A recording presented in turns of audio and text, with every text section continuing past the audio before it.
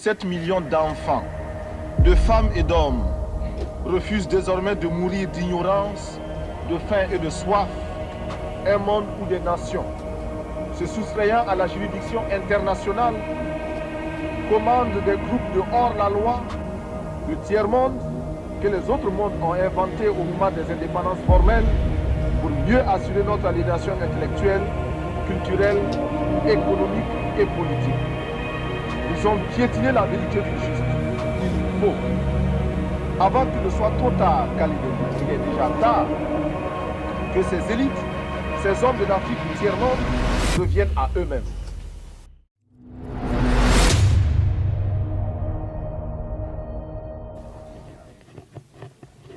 Monsieur le Président, Monsieur le Secrétaire général, honorables représentants de la communauté internationale, je viens en ces lieux vous apporter le salut fraternel d'un pays de 274 000 km² où 7 millions d'enfants, de femmes et d'hommes refusent désormais de mourir d'ignorance, de faim et de soif, tout en n'arrivant pas à vivre véritablement depuis un quart de siècle d'existence comme État souverain siégeant à l'ONU. Je viens à cette 39e session vous parler au nom d'un peuple qui, sur la terre de ses ancêtres, a choisi dorénavant de s'affirmer et de s'assumer dans son histoire, dans ses aspects positifs comme dans ses aspects négatifs, sans complexe aucun. Je viens ici enfin, mandaté par le Conseil national de la Révolution du Burkina Faso, pour exprimer les vues de mon peuple concernant les problèmes inscrits à l'ordre du jour et qui constituent la trame tragique des événements qui fissurent douloureusement les fondements du monde en cette fin du XXe siècle. Un monde où l'humanité est transformée en cirque, déchirée par les luttes entre les grands et les semi-grands, battue par les bandes armées, soumise aux violences et aux pillages. Un monde où des nations, se soustrayant à la juridiction internationale, commandent des groupes de hors-la-loi vivant de rapines et organisant d'ignobles trafics de fusils à la main. Monsieur le Président, je n'ai pas ici la prétention d'énoncer des dogmes. Je ne suis ni un messie, ni un prophète. Je ne détiens aucune vérité. Ma seule ambition est une double aspiration. Premièrement, pouvoir en un langage simple, celui de l'évidence et de la clarté, parler au nom de mon peuple, le peuple du Burkina Faso. Deuxièmement, parvenir à exprimer aussi, à ma manière, la parole du grand peuple des déshérités, ceux qui appartiennent à ce monde qu'on a malicieusement baptisé tiers-monde. Et dire, même si je n'arrive pas à le faire comprendre, les raisons que nous avons de nous révolter. Tout cela dénotant l'intérêt que nous portons à l'ONU. Les exigences de nos droits y prenant la vigueur et la rigueur de la claire conscience de nos devoirs. Nul ne s'étonnera de nous voir associer l'ex-Haute-Volta, aujourd'hui le Burkina Faso, à ce fourre-tout méprisé. Le tiers-monde que les autres mondes ont inventé au moment des indépendances formelles pour mieux assurer notre aliénation intellectuelle, culturelle, économique et politique. Nous voulons nous y insérer, sans pour autant justifier cette gigantesque escroquerie de l'histoire, encore moins pour accepter d'être l'arrière-monde d'un Occident répu. Mais pour affirmer la conscience d'appartenir à un ensemble tricontinental et admettre, en tant que non-alignés et avec la densité de nos convictions, qu'une solidarité spéciale unit ces trois continents d'Asie, d'Amérique latine et d'Afrique dans un même combat contre les mêmes trafiquants politiques, les mêmes exploiteurs économiques. Reconnaître donc notre présence au sein du tiers-monde, c'est Pour paraphraser José Marti, affirmer que nous sentons sur notre joue tout coup donné à n'importe quel homme de ce monde. Fin de citation. Nous avons jusqu'ici tendu l'autre jour. Les gifles ont été redoublés. Mais le cœur du méchant ne s'est pas attendri. Ils ont piétiné la vérité du juste. Du Christ, ils ont trahi la parole. Ils ont transformé sa croix en massue. Et après qu'il se soit revêtu de sa tunique, ils ont lacéré nos corps et nos âmes. Ils ont obscurci son message. Ils l'ont occidentalisé. Cependant que nous le recevions comme libération universelle.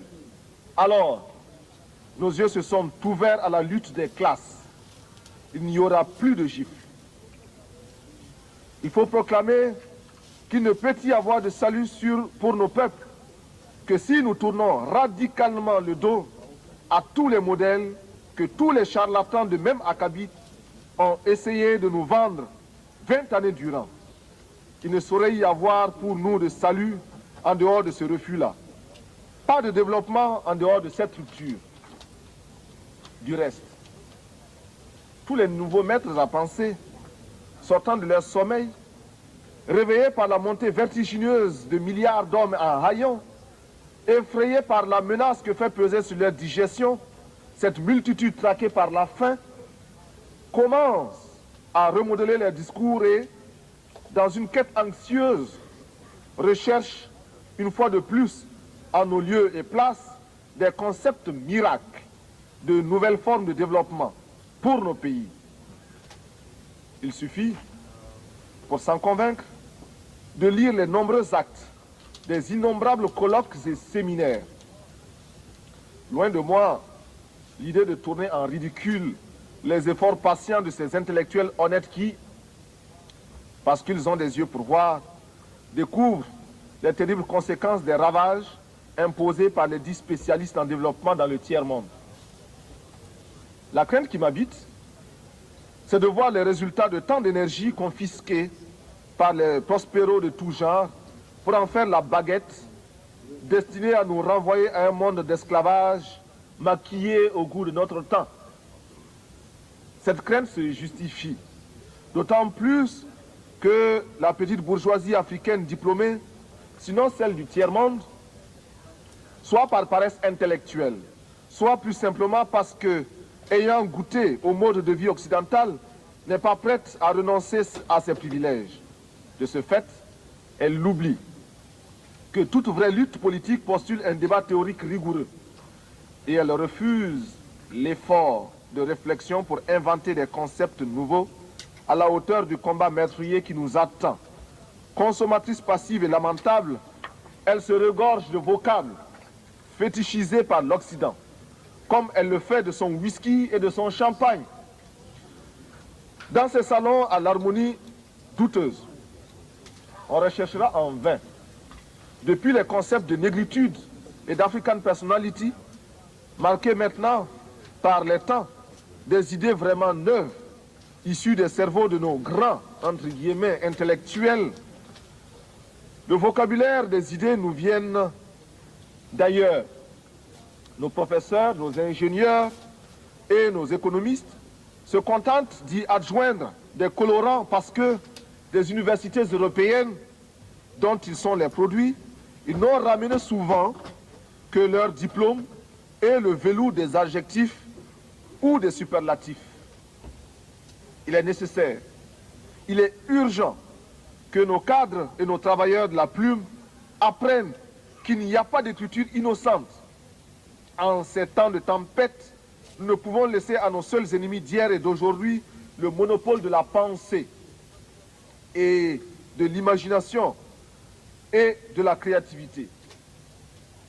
Il faut, avant qu'il ne soit trop tard, car il est déjà tard, que ces élites, ces hommes de l'Afrique du tiers-monde reviennent à eux-mêmes. C'est-à-dire à leur société, à la misère dont nous avons hérité pour comprendre non seulement la bataille pour une pensée au service des masses déshéritées n'est pas vaine, mais qu'ils ne peuvent devenir crédibles sur le plan international qu'en inventant réellement, c'est-à-dire en donnant de leur peuple une image fidèle, une image qui leur permet de réaliser des changements profonds de la situation sociale et politique, susceptibles de nous arracher à la domination et à l'exploitation étrangère qui livrent nos États à la seule perspective de la faillite. C'est ce que nous avons perçu. Nous, peuple du Burkina, au cours de cette nuit du 4 août 1983, au premier scintillement des étoiles dans le ciel de notre patrie, il nous fallait prendre la tête des jacqueries qui s'annonçaient dans les campagnes affolées par l'avancée du désert, épuisées par la faim et la soif et délaissées.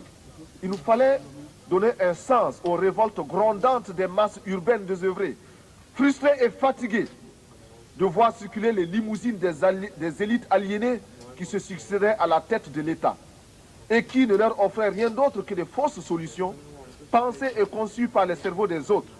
Il nous fallait donner une âme idéologique au juste litre de nos masses populaires mobilisées contre l'impérialisme monstrueux. À la révolte passagère, to the justice toujours la révolution, lutte éternelle contre la domination. And uprising, which was a minor thing. We had to the eternal. À quel point c'était la vie possible entre les peuples nantis et ceux qui n'aspirent qu'à manger à leur faim. How broad the gap is now. Survivre et conserver leur dignité. To survive. Mais nul n'ignorera, Dignity. nul n'imaginera à quel point le grain du pauvre a nourri chez nous la vache du riche. Dans le cas de l'ex-Haute-Volta, le processus était encore plus exemplaire. Nous étions la condensation magique, le raccourci de toutes les calamités qui ont fondu sur les pays dits en voie de développement. Le témoignage de l'aide, présenté comme panacée et souvent trompetée, sans rime ni raison, est ici éloquent. Très peu sont les pays qui ont été comme le mien, inondés d'aides de toutes sortes. Cette aide est, en principe, censée œuvrer au développement. On cherchera en vain, dans ce qui fut autrefois la Haute-Volta, les signes de ce qui peut relever d'un développement. Les hommes en place, soit par naïveté, soit par égoïsme de classe, n'ont pas pu ou n'ont pas voulu maîtriser ce afflux extérieur, en saisir la portée et exprimer des exigences dans l'intérêt de notre peuple. Analysant un tableau publié en 1983 par le Club du Sahel, Jacques Giry, dans son ouvrage « Le Sahel de demain », conclut avec beaucoup de bon sens que l'aide au Sahel, à cause de son contenu et des mécanismes en place, n'est qu'une aide à la survie. Seul, souligne-t-il, 30% de cette aide permet simplement au Sahel de vivre.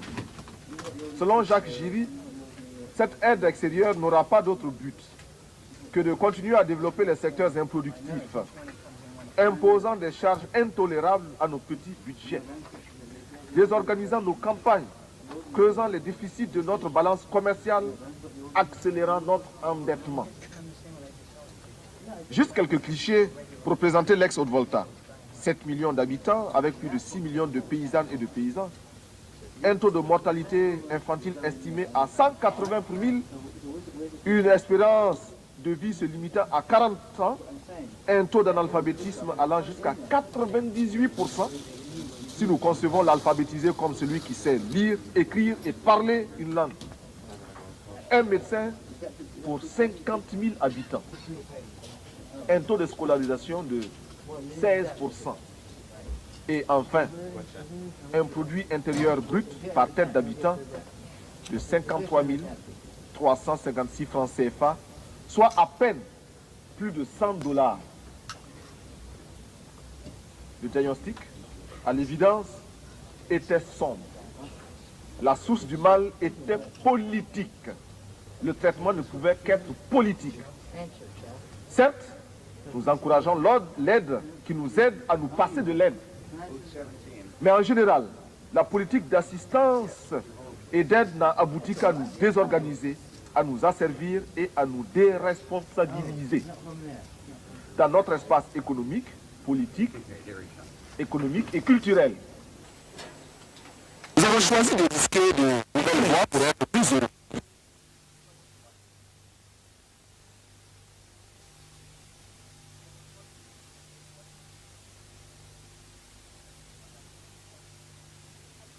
Rejetant de manière abrupte et définitive toute sorte d'état extérieur pour créer ainsi les conditions de dignité à la hauteur de nos ambitions. Refuser l'état de survie, desserrer les pressions, libérer nos campagnes d'un immobilisme moyen enjeu ou d'une répression, démocratiser notre société, ouvrir les esprits sur un univers de responsabilité collective pour oser inventer l'avenir. Briser et reconstruire l'administration à travers une autre image du fonctionnaire, plonger notre armée dans le peuple par le travail productif et lui rappeler incessamment que sans formation patriotique, un militaire n'est qu'un criminel en puissance. Tel est notre programme politique. Au plan de la gestion économique, nous apprenons à vivre simplement, à accepter à nous imposer l'austérité afin d'être à même de réaliser de grands desseins.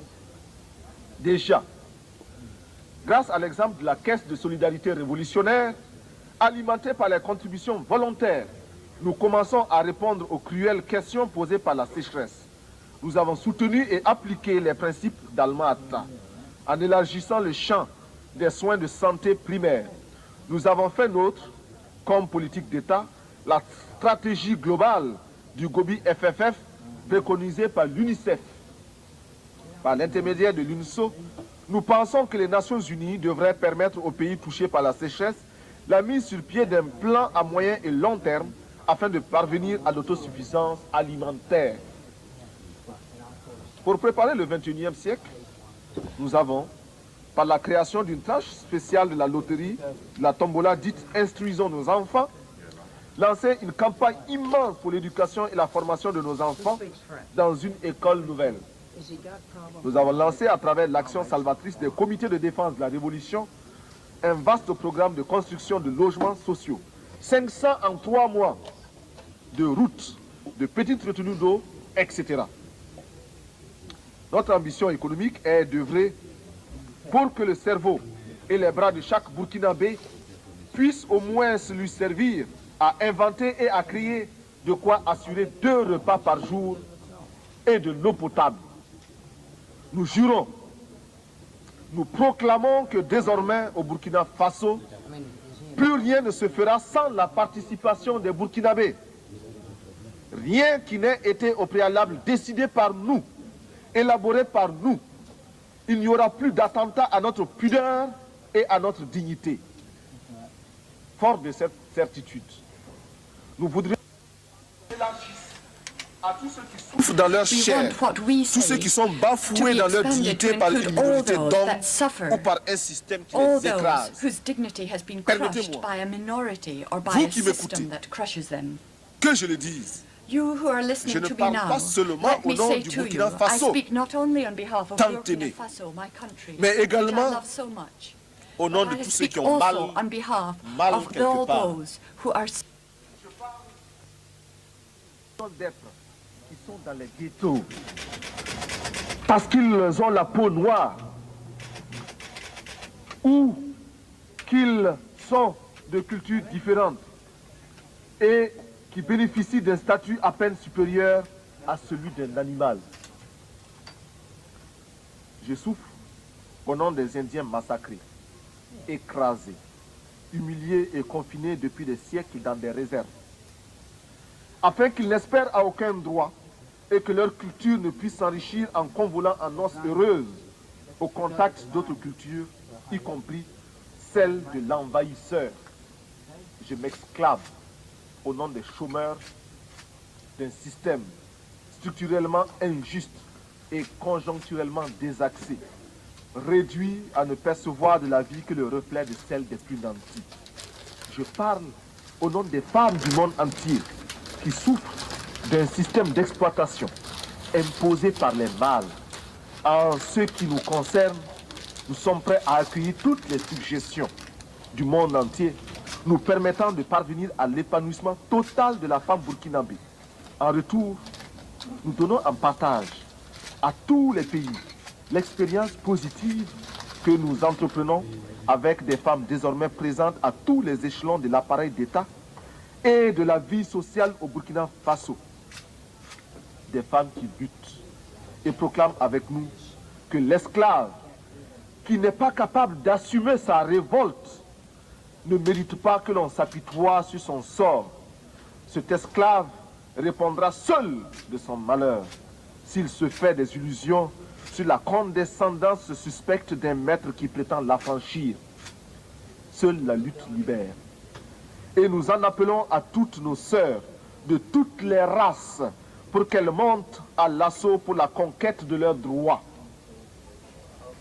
Je parle au nom des mères de nos pays démunis qui voient mourir leurs enfants de paludisme ou de diarrhée, ignorant qu'il existe pour les sauver des moyens simples que la science des multinationales ne leur offre pas, préférant investir dans les laboratoires de cosmétiques et dans la chirurgie esthétique pour les caprices de quelques femmes ou d'hommes dont la coquetterie est menacée par les excès de calories de leurs repas trop riches et d'une régularité à vous donner, non, plutôt à nous donner, à nous autres du Sahel, le vertige. Ces moyens simples, recommandés par l'OMS et l'UNICEF, nous avons décidé de les adopter et de les populariser. Je parle au nom des artistes, poètes, peintres, sculpteurs, musiciens, acteurs, etc. Hommes de bien qui voient leur art se prostituer par l'alchimie des prestidigitations du show business. J'écris au nom des journalistes qui sont réduits soit au silence, soit au mensonge pour ne pas subir les dures lois du chômage. Je proteste au nom des sportifs du monde entier dont les muscles sont exploités par les systèmes politiques ou les négociants de l'esclavage moderne des stades. Mon pays est un concentré de tous les malheurs des peuples, une synthèse douloureuse de toutes les souffrances de l'humanité, mais aussi et surtout des espérances de notre lutte. Mais c'est pourquoi je vibre naturellement au nom des malades qui scrutent avec anxiété les horizons d'une science accaparée par les marchands de canons. Mes pensées vont à tous ceux qui sont touchés par la destruction de la nature et à ces 30 millions qui vont mourir comme chaque année abattus par la redoutable arme de la faim. Militaire, je ne peux pas oublier ce soldat obéissant aux ordres, le doigt sur la détente, et qui sait que la balle qui va partir ne porte que le message de la mort. Enfin, je veux m'indigner en pensant aux Palestiniens qu'une humanité inhumaine a choisi de substituer à un autre peuple. Hier encore martyrisé à loisir, je pense à ce vaillant peuple palestinien, c'est-à-dire à ces familles atomisées, errant de par le monde à la quête d'un asile. Courageux, déterminés, stoïques et infatigables, les Palestiniens rappellent à chaque conscience humaine la nécessité et l'obligation morale de respecter les droits d'un peuple. Avec leurs frères juifs, ils sont anti-sionistes. Aux côtés de mes frères soldats de l'Iran et de l'Irak, qui meurent dans une guerre fratricide et suicidaire, je veux également me sentir proche des camarades du Nicaragua, dont les ports sont minés, les villes bombardées et qui, malgré tout, affrontent avec courage et lucidité leur destin. Je souffre avec tous ceux qui, en Amérique latine, souffrent de la même mise impérialiste.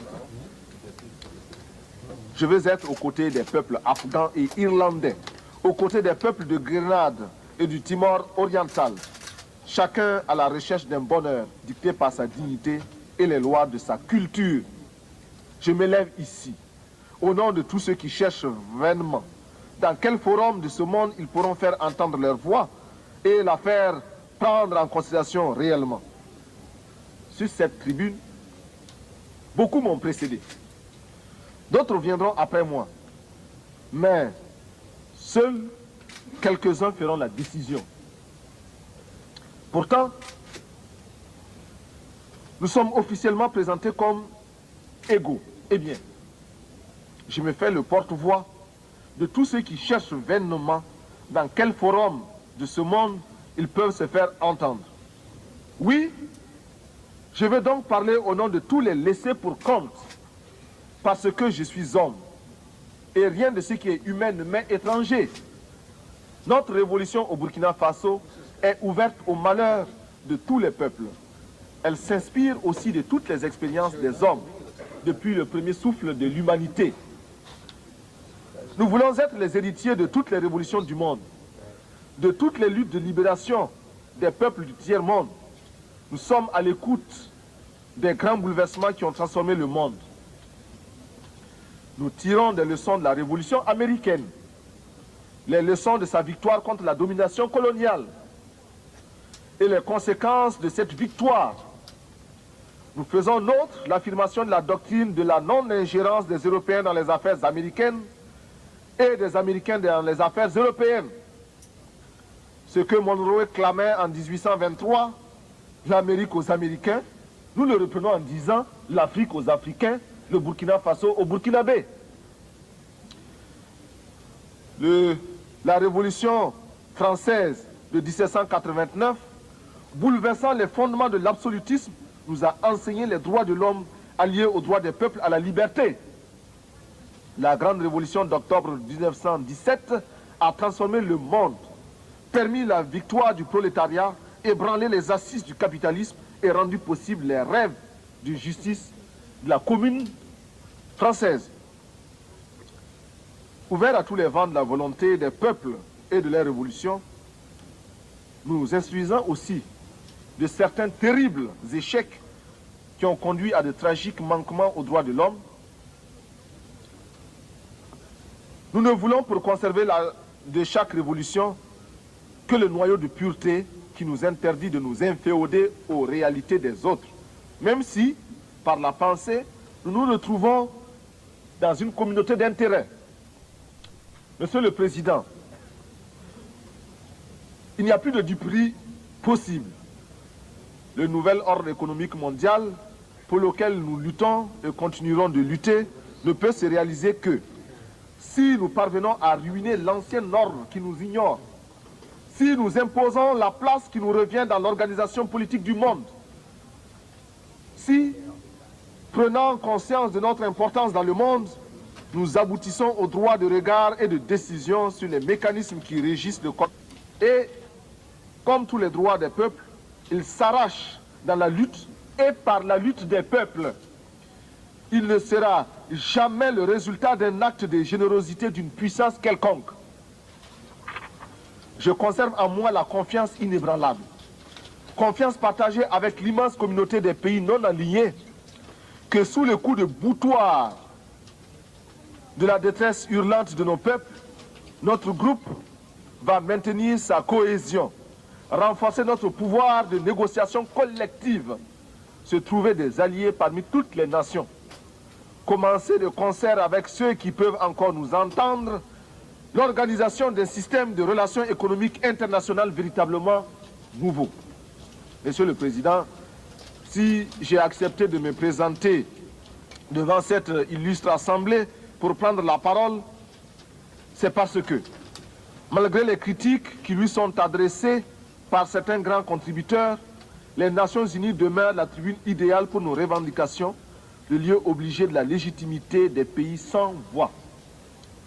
C'est cela qu'exprime avec beaucoup de justesse notre secrétaire général lorsqu'il écrit, je cite, « L'Organisation des Nations Unies est unique, en ce qu'elle reflète les aspirations et les frustrations de nombreux pays et groupements du monde entier. Un des grands mérites est que toutes les nations, y compris celles qui sont faibles, opprimées ou victimes de l'injustice, il s'agit de nous, peuvent, même lorsqu'elles sont confrontées aux dures réalités du pouvoir, y trouver une tribune et s'y faire entendre. Une cause juste, même si elle ne rencontre que revers ou indifférence, peut trouver un écho à l'Organisation des Nations Unies. Cet attribut de l'organisation n'est pas toujours prisé, mais il n'est pas moins essentiel. Fin de citation. On ne peut mieux définir le sens et la portée de notre organisation. Aussi, est-il pour chacun de nous un impératif catégorique de consolider les assises de notre organisation, de lui donner les moyens de son action. Nous adoptons en conséquence les propositions faites à cette fin par le secrétaire général pour sortir l'organisation des nombreuses impasses, soigneusement entretenues par le jeu des grandes puissances, afin de la discréditer aux yeux de l'opinion publique. Monsieur le Président, reconnaissant les mérites, même limités de notre organisation, je ne peux que me réjouir de la voir compter de nouveaux adhérents. C'est pourquoi la délégation burkinabé salue l'entrée du 159e membre de notre organisation, l'État du Brunei Darussalam. C'est la déraison de ceux entre les mains desquels la direction du monde est tombée par le hasard des choses, qui fait obligation au mouvement des pays non alignés auxquels, je l'espère, se joindra bientôt l'État du Brunei Darussalam, de se considérer comme un des objectifs permanents de sa lutte. Le combat pour le désarmement sont des aspects essentiels parmi les premières conditions de notre droit au développement. Il faut, à notre avis, des études sérieuses, prenant en compte tous les éléments qui ont conduit aux calamités qui ont fondu sur le monde. À ce titre, le président Fidel Castro, en 1979, a admirablement exprimé notre point de vue à l'ouverture du 6e sommet des non-alignés lorsqu'il déclarait, je cite, « Avec 300 milliards de dollars, on pourrait construire en un an 600 000 écoles pouvant recevoir 400 millions d'enfants ou 60 millions de logements confortables pour 300 millions de personnes ou 30 000 hôpitaux équipés de 18 millions de lits ou 20 000 usines pouvant employer plus de 20 millions de travailleurs ou irriguer 150 millions d'hectares de terres qui, avec les moyens techniques adéquats, pourraient alimenter 1 milliard de personnes. » Fin de citation. En multipliant aujourd'hui ces chiffres par 10, et je suis certain que je serai là, en deçà de la réalité, on réalise ce que l'humanité gaspille tous les ans dans le domaine militaire, c'est-à-dire contre la paix. On perçoit aisément pourquoi l'indignation des peuples se transforme rapidement en révolte et en révolution, devant les miettes qu'on leur jette sous la forme ignominieuse d'une certaine aide assortie de conditions parfois franchement abjectes. On comprend enfin pourquoi, dans le combat pour le développement, nous nous désignons comme des militants inlassables de la paix. Nous faisons le serment de lutter pour atténuer les tensions, introduire les principes d'une vie civilisée dans les relations internationales et les étendre à toutes les parties du monde, ce qui revient à dire que nous ne pouvons plus assister, passifs, au trafic des concepts. Nous réitérons notre résolution d'être des agents actifs de la paix, de tenir notre place dans le combat pour le désarmement, d'agir enfin en politique internationale comme un facteur décisif, libéré de toute entrave vis-à-vis de toutes les grandes puissances, quels que soient les projets de ces dernières. Mais la recherche de la paix va de pair avec l'application ferme du droit des pays à l'indépendance. Sur ce point, le palmarès le plus impitoyable, le plus pitoyable, le plus lamentable, oui, le plus lamentable, est détenu au Moyen-Orient en termes d'arrogance, d'insolence et d'incroyable entêtement d'un petit pays, Israël, qui, depuis plus de 20 ans, avec l'inqualifiable complicité de son puissant protecteur, les États-Unis d'Amérique, continue à défier la communauté internationale au mépris d'une histoire qui, hier encore, désignait chaque juif à l'horreur des fours crématoires. Israël en arrive à infliger à d'autres ce qui fut son propre calvaire. En tout état de cause, Israël, dont nous aimons le peuple pour son courage et ses sacrifices d'hier, doit savoir que les conditions de sa propre quiétude ne résident que dans les conditions de sa propre quiétude ne résident que dans sa puissance militaire financée par l'extérieur, Israël doit commencer à apprendre à devenir une nation comme les autres nations parmi les autres. Pour l'heure, nous tenons à affirmer, du haut de cette tribune, notre solidarité militante et agissante à l'endroit des combattants, femmes et hommes de ce peuple merveilleux de la Palestine, parce que nous savons qu'il n'y a pas de souffrance sans fin. Monsieur le Président, analysant la situation qui prévaut en Afrique, sur les plans économiques et politiques, ne pouvons pas ne pas souligner les graves préoccupations qui sont les nôtres face aux dangereux défis lancés aux droits des peuples par certaines nations qui, sûres de leurs alliances, bafouent ouvertement la morale internationale. Certes, nous avons le droit de nous réjouir de la décision de retrait des troupes étrangères au Tchad, afin que les Tchadiens, entre eux, sans intermédiaire, cherchent les moyens de mettre fin à cette guerre fratricide et donner enfin à ce peuple qui n'en finit pas de pleurer depuis de nombreux hivernages les moyens de sécher ses larmes.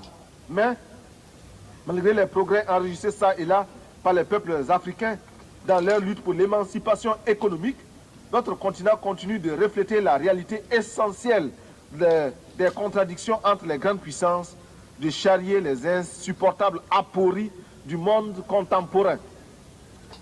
C'est pourquoi nous tenons pour inadmissible et condamnons sans recours le sort fait au peuple du Sahara occidental par le royaume du Maroc, qui se livre à des méthodes dilatoires pour retarder l'échéance qui, de toute façon, lui sera imposée par la volonté du peuple sahraoui. Pour avoir visité personnellement les régions libérées par le peuple sahraoui, j'ai acquis la confirmation que plus rien désormais ne saurait entraver sa marche vers la libération totale de son pays sous la conduite militante et éclairée du Front Polisario. Monsieur le Président, je ne voudrais pas trop m'étendre sur la question de Mayotte et des îles de l'archipel malgache. Lorsque les choses sont claires, lorsque les principes sont évidents, point n'est besoin d'élaborer. Mayotte appartient aux Comores. Les îles de l'archipel sont malgaches. En Amérique latine, nous saluons l'initiative du groupe de Contadora, qui constitue une étape positive dans la recherche d'une solution juste à la situation explosive qui y prévaut. Le commandant Daniel Ortega, au nom du peuple révolutionnaire du Nicaragua, a fait ici des propositions concrètes et posé des questions de fond à qui de droit. Nous attendons de voir la paix s'installer dans son pays en Amérique centrale le 15 octobre prochain et après le 15 octobre. Et nous prenons à témoin l'opinion publique mondiale. De même que nous avons condamné l'agression étrangère de l'île de Grenade, de même nous fustigeons toutes les interventions étrangères. C'est ainsi que nous ne pouvons sans nous taire face à l'intervention militaire étrangère en Afghanistan. Il est cependant un point, mais dont la gravité exige de chacun de nous une explication franche et décisive. Cette question, soumettre impunément ses voisins aux lois du banditisme. Non. Le plus abject, le plus humiliant pour la conscience humaine, c'est qu'elle soit parvenue à banaliser le malheur des millions d'êtres humains qui n'ont pour se défendre que leur poitrine et l'héroïsme de leurs mains nues. Sur de la complicité des grandes puissances et de l'engagement actif de certaines d'entre elles à ses côtés, ainsi que de la criminelle collaboration de quelques tristes dirigeants africains, la minorité blanche ne se gêne pas pour ridiculiser les États membres, les États d'âme de tous les peuples qui, partout à travers le monde, trouvent intolérable la sauvagerie des méthodes en usage dans ce pays. Il fut un temps où les brigades internationales se constituaient pour aller défendre l'honneur des nations agressées dans leur dignité. Aujourd'hui, malgré la purulence des plaies que nous portons tous à nos flancs, nous allons voter des résolutions dont les seules vertus, nous dira-t-on, serait de conduire à la résipiscence une nation de corsaires qui détruit le sourire comme la grêle tue les fleurs. Monsieur le Président, nous allons bientôt fêter le 150e anniversaire de l'émancipation des esclaves de l'Empire britannique. Ma délégation souscrit à la proposition des pays d'Antigua et de la Barbade de commémorer avec éclat cet événement. qui revêt pour les pays africains et le monde noir une signification d'une très grande importance. Pour nous, tout ce qui pourra être fait, dit ou organisé à travers le monde au cours des cérémonies commémoratives devra mettre l'accent sur le terrible écho payé par l'Afrique et le monde noir au développement de la civilisation humaine. Écho payé sans retour et qui explique sans aucun doute les raisons de la tragédie d'aujourd'hui sur notre continent. C'est notre sang qui a nourri l'essor du capitalisme, rendu possible notre dépendance présente et consolidé notre sous-développement. On ne peut plus escamoter la vérité, trafiquer les chiffres. Pour chaque nègre parvenu dans les plantations, 5 au moins connurent la mort ou la mutilation. Et je mets à dessein la désorganisation du continent et les séquelles qui s'en sont suivies. Monsieur le Président, si la terre entière, grâce à vous, avec l'aide du secrétaire général, parvient à l'occasion de cet anniversaire à se convaincre de cette vérité-là, elle comprendra pourquoi, avec toute l'attention de notre être, nous voulons la paix entre les nations, pourquoi nous exigeons et réclamons notre droit au développement dans l'égalité absolue, par une organisation et une répartition des ressources humaines. C'est parce que, de toutes les races humaines, nous appartenons à celles qui ont le plus souffert, que nous nous sommes jurés, nous, Burkinabés, de ne plus jamais accepter sur la moindre parcelle de cette terre le moindre déni de justice. C'est le souvenir de cette souffrance qui nous place aux côtés de l'OLP contre les bandes armées d'Israël. C'est le souvenir de cette souffrance qui, d'une part, nous fait soutenir l'ANC et la SWAPO, et d'autre part, nous rend intolérable la présence en Afrique du Sud des hommes qui se disent blancs et qui brûlent le monde à ce titre. C'est enfin ce même souvenir qui nous fait placer en l'Organisation des Nations Unies toute notre foi en un devoir commun, en une tâche commune pour un espoir commun. Nous réclamons que s'intensifie à travers le monde la campagne pour la libération de Nelson Mandela et sa présence effective à la prochaine Assemblée générale de l'ONU comme une victoire de fierté collective. Que soit créé, en souvenir de nos souffrances et en termes de pardon collectif, un prix international de l'humanité réconciliée décerné à tous ceux qui, par leur recherche, auraient contribué à la défense des droits de l'homme. Que tous les budgets de recherche spatiale soient amputés de 1/10 et consacrés à des recherches dans le domaine de la santé et visant à la reconstitution de l'environnement humain perturbé par tous ces feux d'artifice nuisibles à l'écosystème. Nous proposons également que les structures des Nations Unies soient repensées et que soit mis fin à ce scandale que constitue le droit de veto. Bien sûr, les effets pervers de son usage abusif sont atténués par la vigilance de certains de ses membres, de ses détenteurs. Cependant, rien ne justifie ce droit. Ni la taille des pays qui le détiennent, ni les richesses de ces derniers.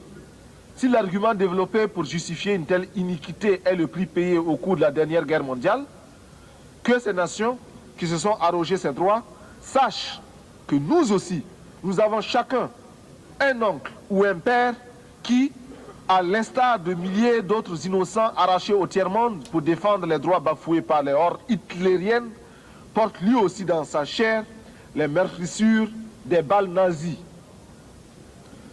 Que cesse l'arrogance des grands qui ne perdent aucune occasion pour remettre en cause le droit des peuples. L'absence de l'Afrique du club de ceux qui détiennent le droit de veto est une injustice qui doit cesser. Enfin, ma délégation n'aurait pas accompli tous ses devoirs si elle n'exigeait pas la suspension d'Israël et le dégagement pur et simple de l'Afrique du Sud de notre organisation, lorsque, à la faveur du temps, ces pays auront opéré la mutation qui les introduira dans la communauté internationale. Chacun de nous, et mon pays en tête, devra les accueillir à l'extermination de 30 millions d'êtres humains chaque année, par l'arme de la faim qui, de nos jours, fait plus de ravages que l'arme nucléaire. Cette confiance et cette foi en l'organisation me fait obligation de remercier le secrétaire général, M. Xavier Pérez de Cuellar, de la visite tant appréciée qu'il nous a faite pour constater sur le terrain les dures réalités de notre existence et se donner une image fidèle de l'aridité du Sahel et de la tragédie du désert conquérant. Je ne saurais terminer sans rendre hommage aux éminentes qualités de notre président qui saura, avec la clairvoyance que nous lui connaissons, diriger les travaux de cette 39e session. Monsieur le Président, j'ai parcouru des milliers de kilomètres. Je suis venu ici pour demander à chacun de vous que nous puissions mettre ensemble nos efforts pour que cesse la morgue des gens qui n'ont pas raison, pour que s'efface le triste spectacle des enfants qui meurent de faim, pour que disparaisse l'ignorance, pour que triomphe la rébellion légitime des peuples, pour que se taise le bruit des armes et qu'enfin, avec une seule et même volonté, luttant pour la survie de l'humanité, nous parvenions à chanter en chœur avec le grand poète Novalis, je cite, « Bientôt, les astres reviendront visiter la terre d'où ils se sont éloignés pendant nos temps obscurs. Le soleil déposera son spectre sévère, reviendra étoilé parmi les étoiles. Toutes les races du monde se rassembleront à nouveau après une longue séparation. Les vieilles familles orphelines se retrouveront et chaque jour verra de nouvelles retrouvailles, de nouveaux embrassements. Alors, les habitants du temps jadis reviendront vers la terre. En chaque tombe se réveillera la cendre éteinte. Partout brûleront à nouveau les flammes de la vie. Les vieilles demeures seront rebâties, les temps anciens se renouvelleront et l'histoire sera le rêve d'un présent à l'étendue infinie. À bas la réaction internationale, à bas l'impérialisme, à bas le néocolonialisme, à bas le fantoschisme. Gloire éternelle aux peuples qui luttent pour leur liberté. Gloire éternelle aux peuples qui décident de s'assumer pour leur dignité. Victoire éternelle aux peuples d'Afrique, d'Amérique latine et d'Asie qui luttent. La patrie ou la mort, nous vaincrons. Je vous remercie.